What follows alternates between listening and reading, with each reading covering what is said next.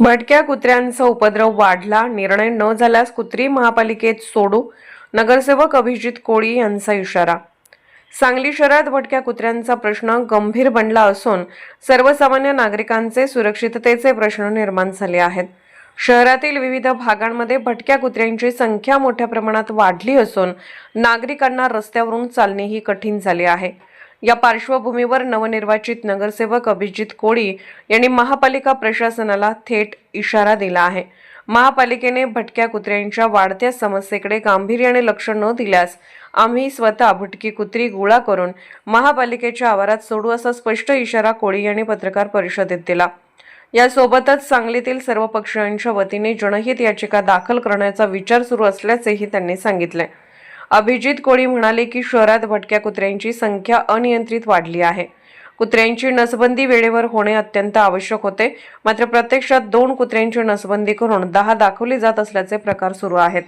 उर्वरित कुत्र्यांची नसबंदी न झाल्यामुळेच कुत्र्यांची पैदास वाढत असून समस्या गंभीर होत चालली आहे। या प्रश्नांवर उपाययोजना काय आहेत याबाबत महापालिका आयुक्तांनी स्पष्ट भूमिका मांडावी अशी मागणी त्यांनी केली आहे। प्रशासनाने लवकर निर्णय न घेतल्यास आंदोलनाशिवाय पर्याय राहणार नाही असा इशाराही त्यांनी दिला।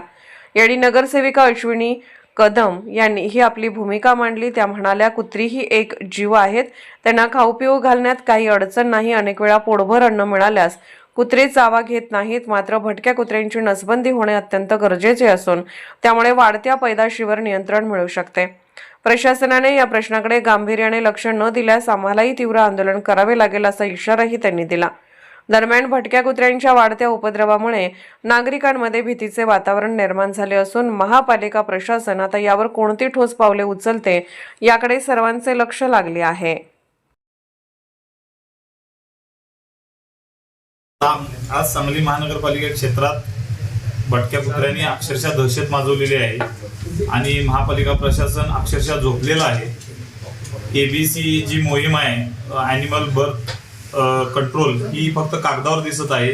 त्या मोहिमेचा कुठेही वापर होत नाही आणि याला सर्वस्वी महापालिका प्रशासन जबाबदार आहे। येणाऱ्या 15 दिवसात जर कोणती उपाययोजना जर नाही केली तर आम्ही तीव्र आंदोलन महापालिकेच्या क्षेत्रात करू।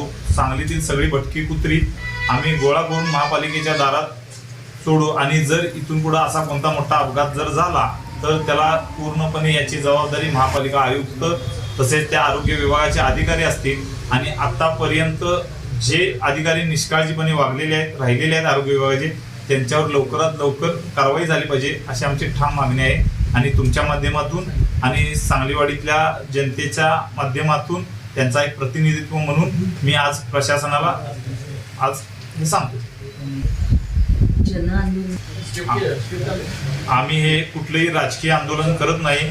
येणाऱ्या 8-15 दिवसात सांगलीतील सर्व पक्षीय नगरसेवक आम्ही एकत्र होऊन हे मोठं आंदोलन उभा करू आणि प्रशासनाला या बाबतीत मोहीम राबवण्यासाठी जागरूक करू।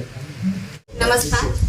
आज भटक्या कुत्र्यांचा जो विषय आज महापालिकेमध्ये गाजत आहे त्याच्याबद्दल म्हणायचं आहे की बाबा नसबंदी जी आहे, जसं महाराष्ट्रात पोलिओ आपण पूर्ण जगभर एका टायमाला करतो, तसंच नसबंदी कुत्र्यांची जी आहे ती सुद्धा ॲट अ टाइम एका मोठ्या प्रमाणावर राबवली तर त्याचा इफेक्ट होईल। दुसरी गोष्ट की बाबा त्यांच्यासाठी जे टॅग आहे त्याच्यावर बॅच नंबर आणि साल, त्यांचा कुत्र्यांचा तो नंबर ज्याची नसबंदी केली आहे तो आणि साल हे मेन्शन करणं खूप गरजेचं आहे।